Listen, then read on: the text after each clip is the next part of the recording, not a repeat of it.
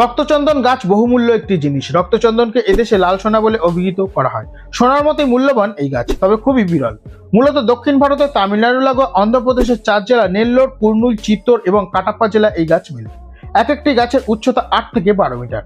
লাল চন্দন হলো একটি endemic species, যার অর্থ ওই গাছ ওই অঞ্চল ছাড়া আর কোথাও পাওয়া যায় না। সেহেতু আন্তর্জাতিক বাজারে রক্তচন্দনের চাহিদা আকাশ ছোঁয়া, কিন্তু এই কাঠের বিশেষ গুণের জন্য বিশ্বজুড়ে বিশেষভাবে চাহিদা রয়েছে। মূলত আয়ুর্বেদিক ঔষধ হিসেবে এই কাঠ বিপুল ব্যবহার হয়। হজম, ডায়রিয়া সহ বেশ কিছু রোগের চিকিৎসায় এই কাঠ কাজে লাগে। এছাড়াও রক্ত পরিশোধনের গুণ রয়েছে রক্তচন্দন কাঠে। ঔষধি ছাড়াও বিভিন্ন শিল্পে এই কাঠের বিপুল চাহিদা রয়েছে। এছাড়া পূজা অর্চনা এবং বিভিন্ন প্রসাধনী দ্রব্য তৈরিতে এই কাঠ কাজে লাগে।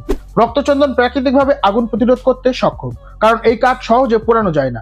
আন্তর্জাতিক বাজারে কেজি প্রতি 3000-এর বেশি টাকা থেকে এই কাঠ বিক্রি শুরু হয়। ভারতে এই গাছ কাটা আইনত কঠোরভাবে নিষিদ্ধ। চীন, জাপান, সিঙ্গাপুর, সংযুক্ত আরব আমিরাত এবং অস্ট্রেলিয়া এই কাঠের বিপুল চাহিদা রয়েছে।